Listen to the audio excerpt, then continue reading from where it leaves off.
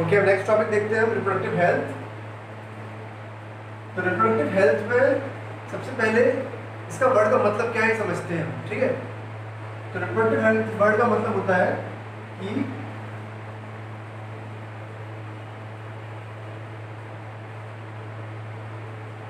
Reproductive organs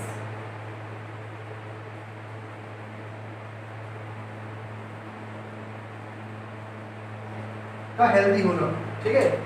reproductive organs का healthy होना ही reproductive health है, एक जनरल टर्म में अगर हम समझते हैं तो, ठीक है। यानी किसी पर्सन में अगर हेल्दी रिप्रोडक्टिव ऑर्गन्स हैं तो हम उसको रिप्रोडक्टिवली हेल्दी कह देते हैं, ठीक है। लेकिन WHO ने इसकी एक ब्रॉडर डेफिनेशन दी है। अकॉर्डिंग टू WHO क्या है रिप्रोडक्टिव हेल्थ? इसका मतलब है a person is total well-being of a person, well-being of a person, total well-being of a person in physical, emotional,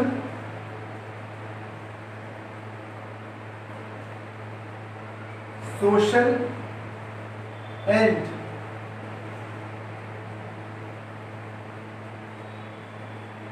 behavioural aspect.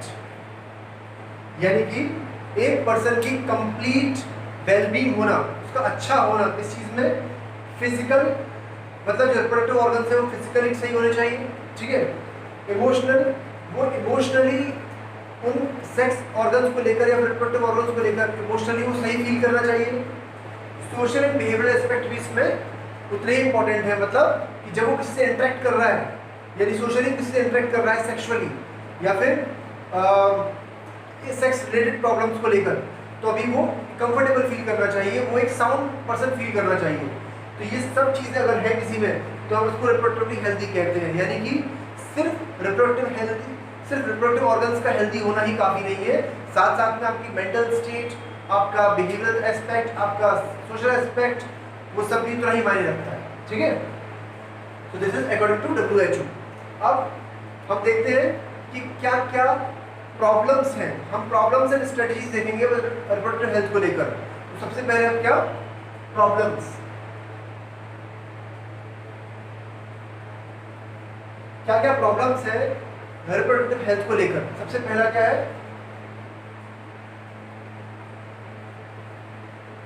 Early marriage.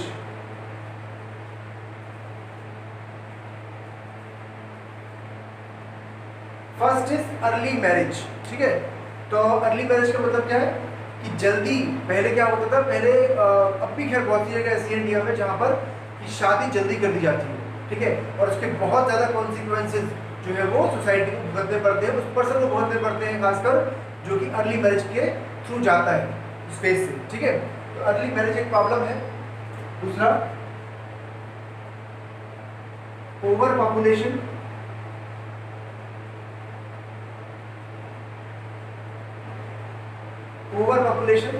Population का बहुत तेजी से बढ़ना कंट्री में या सोसाइटी में, वो भी प्रॉब्लमेटिक है। और अर्ली मैरिज उसका एक रीज़न हो सकता है। मैं ये नहीं कह रहा हूँ कि ओवर पॉपुलेशन का रीज़न सिर्फ अर्ली मैरिज ही है, पर ये भी एक ऐसा रीजन है जो इस पर कंट्रीब्यूट करता है, ठीक है। अगर जल्दी शादी होगी तो जल्दी, मतलब जो नेक्स्ट जनरेशन है वो जल्दी आएगी तो धीरे धीरे करके जनरेशन जो है या पॉपुलेशन जो है वो बढ़ेगी, ठीक है। तो इसीलिए गवर्नमेंट ने क्या किया था, 18 ईयर जो एज है वो मिनिमम गर्ल के लिए कर दी थी शादी के लिए, और 21 जो एज है वो बॉय के लिए कर दी थी। लेकिन अभी जिस हिसाब से पॉपुलेशन बढ़ रही है, government is again planning to reschedule this age. वो शायद 2-2 साल बढ़ाने वाली है इसमें। फीमेल के लिए मिनिमम एज 20 होने वाली है, और शायद से, मतलब ऐसा सोचा जा रहा है, विचार किया जा रहा है, मैं ये नहीं कह रहा हूँ हो जाएगा, और ऐसा करने से पॉपुलेशन कुछ हद तक कंट्रोल में आएगी, ठीक है। ओवर पॉपुलेशन थर्ड है।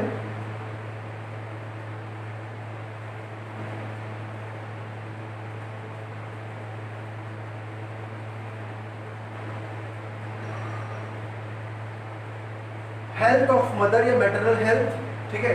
तो रिप्रोडक्टिव हेल्थ में सिर्फ मैंने बताया था रिप्रोडक्टिव ऑर्गन ही नहीं होते, बिहेवियर और सोशल एस्पेक्ट्स भी होते हैं।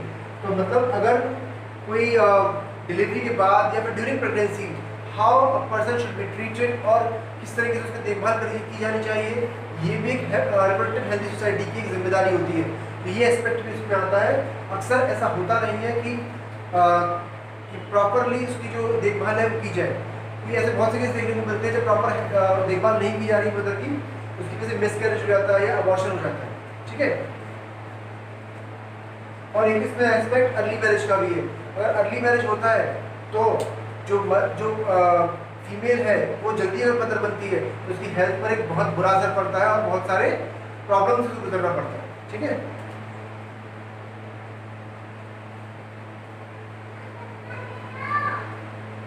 डिफॉर्मिटीज, डिफॉर्मिटीज मतलब कि अगर अर्ली मैरिज होती है तो जो बच्चा होता है उसमें डिफॉर्मिटी के चांस बढ़ जाते हैं, उसमें डिफॉर्मिटी के चांस बढ़ जाते हैं। तो उसमें क्या होता है, उसमें प्रॉपर मतलब कुछ ना कुछ फिजिकली या फिर कुछ ना कुछ ऐसा क्रोमोसोमली भी हो सकता है कि इसमें कुछ ऐसे डिफेक्ट्स आ जाए जो कि कभी ठीक ना हो, तो वो क्या होते हैं, डिफॉर्मिटीज कहते हैं इसको, ठीक है। नेक्स्ट है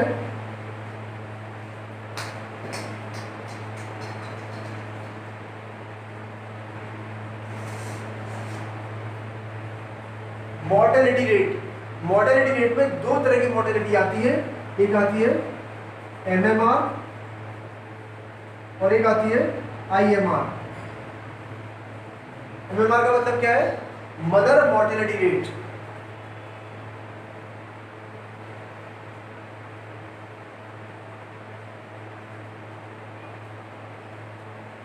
मदर मॉर्टेलिटी रेट। और आईएमआर में क्या आता है, इन्फेंट मॉर्टेलिटी रेट।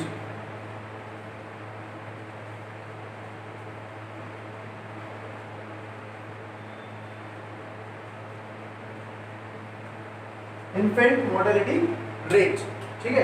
तो ये भी रिप्रोडक्टिव हेल्थ में ही आता है कि किस तरीके से इसको हम कम कर सकते हैं, कम करें, कुछ ऐसे इंतजाम करें जिसकी वजह से ये प्रॉब्लम्स कम हो सके। तो मदर मॉर्टेलिटी रेट भी कम हो और इन्फेंट मॉर्टेलिटी रेट भी कम हो, जो कि आजकल बहुत कम हो चुका है, ठीक है। काफी हद तक हमने इसमें काबू पा लिया है। नेक्स्ट है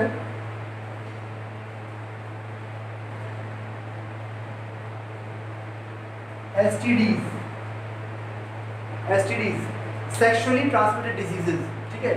तो इसके बारे में मतलब जो नॉर्मली इंडियन सोसाइटी है, खासकर हम अपनी बात करें या फिर हम एशियन सोसाइटी की बात करें, तो यहाँ पर सेक्स रिलेटेड प्रॉब्लम्स को लेकर खुलकर बात नहीं होती है, इन डिजीज को लेकर खुलकर बात नहीं होती है। सेक्स एजुकेशन को लेकर हमारा एक नज़रिया ऐसा है जो कि प्रिमिटिव माना जा सकता है, ठीक है। तो इन के बारे में ढंग से बात हो, लोग खुलकर बोले ताकि उनकी प्रॉब्लम्स को ठीक किया जा सके, सही किया जा सके। तो सेक्सुअली ट्रांसमिटेड डिजीजेज बहुत चुपके से, बहुत धीरे धीरे सोसाइटी में फैलता है और इसके बारे में लोग कोई बात नहीं करते, तो ये कभी खत्म नहीं हो पाता सोसाइटी से। अगर हम ऐसी सोसाइटी बनाए जहाँ पर इसको लेकर खुलकर बात हो, डेफिनेटली खत्म की जा सकती है, ओके। क्योंकि इसके सारे preventive measures, at least preventive measures तो सारे प्रेजेंट हैं, ठीक है। और ज़्यादा डिसीज क्योर भी प्रेजेंट है। अगर मैं एड्स को छोड़ दूँ या फिर कुछ डिजीज को छोड़ दूँ, हेपेटाइटिस बी को छोड़ दूँ, तो इनके क्योर भी प्रेजेंट है बाकी सबके। लेकिन कुछ ऐसी है जिनके क्योर में प्रेजेंट नहीं है, लेकिन हाँ उनको प्रिवेंट कर सकते हैं। तो उसके बारे में बात की जानी चाहिए सोसाइटी में, उसके बारे में हमें अवेयर होना चाहिए, ठीक है। ओके, तो नेक्स्ट हम देखते हैं स्ट्रेटजीज। हमने अभी तक प्रॉब्लम्स देखी है, अब उनको सॉल्व करने के लिए क्या क्या स्ट्रेटजी यूज की जाती है वो हम देख रहे हैं, ठीक है। तो सबसे पहले फैमिली प्लानिंग, ठीक है। तो फैमिली प्लानिंग 1951 में स्टार्ट की गई थी इंडिया में, और India was the first country who started the family planning programme, okay. तो बहुत स्टार्टिंग लेवल पर हमारे की गई थी, क्योंकि हमारे यहाँ पॉपुलेशन की प्रॉब्लम बहुत ज़्यादा थी स्टार्टिंग से, ठीक है। तो 1951 में स्टार्ट की गई थी और कुछ स्लोगन्स भी यूज किए गए थे उस टाइम पर, जैसे कि एग्जांपल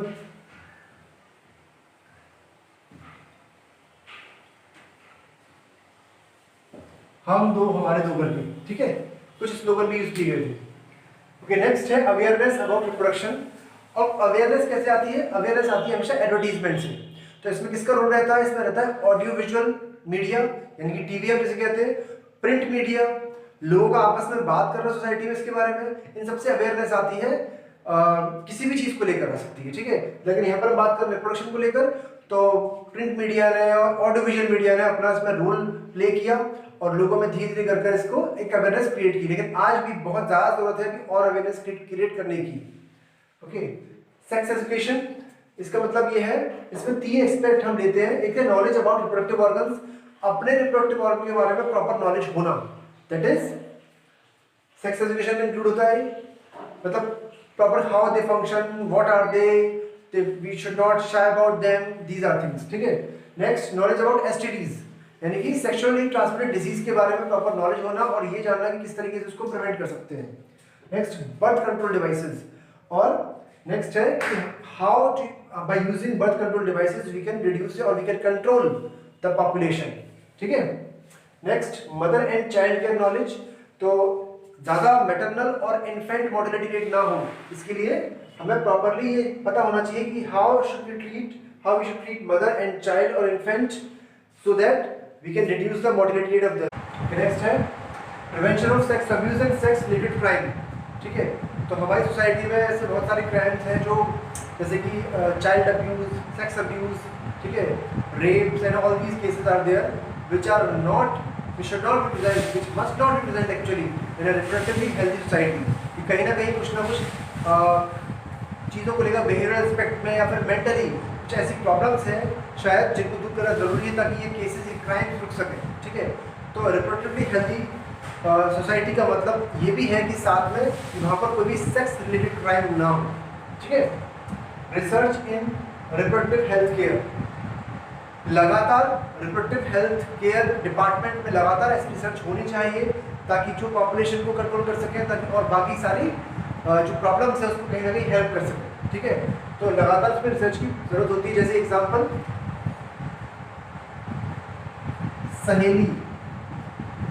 सहेली is a contraceptive pill which was discovered by India. Okay, इसके बारे में बाद में बात करेंगे, अभी हमने एक एग्जांपल दिया है आपको और ये रिसर्च से ही हो पाया था, ठीक है।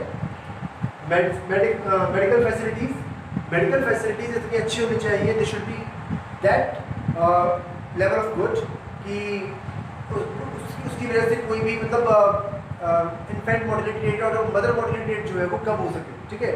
और साथ साथ में प्रॉपर चाइल्ड केयर हो सके और मदर केयर भी हो सके। तो हमारी मेडिकल फैसिलिटी इस तरीके से होनी चाहिए ताकि कोई भी जो रिप्रोडक्टिव हेल्थ प्रॉब्लम्स हैं उनमें कहीं ना कहीं सुधार किया जा सके, ठीक है। अच्छा, नेक्स्ट है एमनियोसेंटेसिस, ये प्रोसीजर है। एमनियोसेंटेसिस एक प्रोसीजर है, इसमें क्या होता है, इसमें मान लीजिए ये क्या है, दिस इज एमनियोटिक सैक और इसके अंदर प्रेजेंट है क्या, फीटस, ये मान लीजिए फीटस है, ठीक है। हमें पता है यहाँ पर क्या भरा होता है, इस जगह एमनियोटिक फ्लूइड,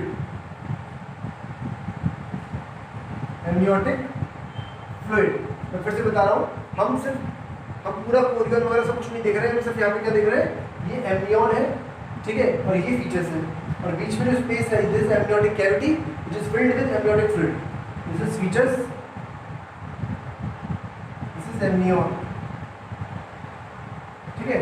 तो फीटस एमनियोटिक फ्लूइड में हमें पता है ऑलमोस्ट फ्लोट करता है, तो उस एमनियोटिक फ्लूइड में फीटस की स्किन की कुछ सेल्स चली जाती हैं, some cells of skin cells of fetus goes into the amniotic fluid। तो क्या करते हैं इस प्रोसीजर में एमनियोटिक फ्लूइड को थोड़ा सा बाहर निकाल देते हैं इंजेक्शन के थ्रू या फिर किसी भी और प्रोसीजर के through, we extract out some amniotic fluid. उस एमनियोटिक फ्लूइड में से फिर हम जो सेल्स आ गई हैं फीटस के स्किन की, उन सेल्स को हम एग्जामिन करते हैं, एनालाइज करते हैं, ये पता करने के लिए कि कोई क्रोमोसोमल एब्नॉर्मलिटी तो नहीं है बच्चे में, कोई एंजाइमेटिक प्रॉब्लम तो नहीं है, कोई अगर ऐसा बच्चा पैदा होगा तो फिर उसको जीना बहुत मुश्किल हो जाएगा, उसके लिए बहुत प्रॉब्लम्स खड़ी हो जाएंगी। तो बेटर है कि ऐसा बच्चा अवॉइड कर दिया जाए। तो एमनियोसेंटेसिस को प्रोसीजर है जिसके थ्रू हम बर्थ से पहले ये जान सकते हैं कि क्या बच्चे में कोई भी क्रोमोसोमल एब्नॉर्मलिटी या फिर एंजाइमेटिक एब्नॉर्मलिटी तो नहीं रहेगी, जिसकी वजह से उसकी लाइफ में बहुत सारी प्रॉब्लम्स आए। ऐसे बच्चे को दुनिया में लाने का कोई फ़ायदा नहीं है, ठीक है। तो ये है एमनियोसेंटेसिस, लेकिन इसका मिसयूज भी किया जाता है। कैसे? क्योंकि अगर हमारे हाथ में क्रोमोसोम्स आ गए किसी फीटस के, तो हम ये पता कर सकते हैं कि वो मेल है या फीमेल है, ठीक है। और इसकी वजह से फीमेल फीटिसाइड जो है वो उसको बढ़ावा मिलता है, ठीक है। फीमेल फीटिसाइड होती है, क्या वर्ड यूज किया मैंने, फीमेल फीटिसाइड, ठीक है। तो जो डेवलप्ड कंट्रीज़ हैं वहाँ पर सेक्स डिटर्मिनेशन मतलब ये पता करना कि क्या लड़का है या लड़की है वो इलीगल नहीं है। क्यों? Because they do not discriminate between boy and girl. But India में और कई बहुत सारी एशियन कंट्रीज में ऐसा किया जाता है, डिस्क्रिमिनेशन होता है। इसकी वजह से फीमेल फीटिसाइड होती है। फीटिसाइड मतलब क्या होता है? Killing of features. साइड मतलब होता है किलिंग, फीचर मतलब फीचर्स। तो फीमेल फीटिसाइड को किल कर दिया जाता है, मार दिया जाता है ताकि वो दुनिया में ना आए। ठीक है? तो फीमेल फीटिसाइड को रोकने के लिए इंडिया में एम्ब्रियोसेंटेसिस जो प्रोसीजर है वो तो खैर अलाउड है, लेकिन उसमें we can not determine the sex या we can not determine the gender. हम किसी को पता डॉक्टर्स के लिए अलाउड नहीं है कि वो बताएं किसी को कि क्या जेंडर है बच्चे का। ठीक है? तो ये एक इसका एम्ब्रियोसेंटेसिस प्रोसेस का मिसयूज है। तो आपसे पूछता है कि what is misuse is sex determination, ठीक है, of features which can lead to female foeticide. Okay? और एम्ब्रियोसेंटेसिस क्या होता है? ये प्रोसीजर का मतलब क्या है कि एम्नियोटिक फ्लूइड को हम बाहर निकालेंगे इंजेक्शन के through. We inject out the amniotic fluid in which skin cells of fetus are present. We examine and analyze the cells for any chromosomal abnormality or any enzymatic problem, so that if such problem is present, so then that fetus can be aborted or miscarried. ठीक है? These are the strategies which we use to counter reproductive health problems. Government of India ने एक और programme start किया था, उसका नाम क्या है? Reproductive child health care programmes. ठीक है? तो इस प्रोग्राम के अंडर में गवर्नमेंट ने बहुत अवेयरनेस क्रिएट की, बहुत लोगों को जागरूक किया और बताया कि रिप्रोडक्टिव ऑर्गन्स से रिलेटेड जो भी एस्पेक्ट होते हैं उसके बारे में उनको जागरूक किया। ठीक है? उनको ये समझाया कि सेक्स एजुकेशन क्यों ज़रूरी है। उनको ये समझाया कि क्यों एक हेल्दी सोसाइटी में, एक रिप्रोडक्टिव हेल्दी सोसाइटी में मदर मॉर्टेलिटी रेट और इन्फेंट मॉर्टेलिटी रेट को कम करने का क्या सिग्निफिकेंस है। ठीक है?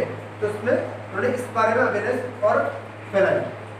इसके अलावा इसमें उन्होंने क्या किया, यहाँ पे लिखता हूँ, अवेयरनेस अबाउट रिप्रोडक्टिव ऑर्गन्स। दूसरा, awareness about behavioural aspect related to sex problems। ठीक है? Next, mother and child care. ठीक है? इसके बारे में अवेयरनेस। Next, immunisation.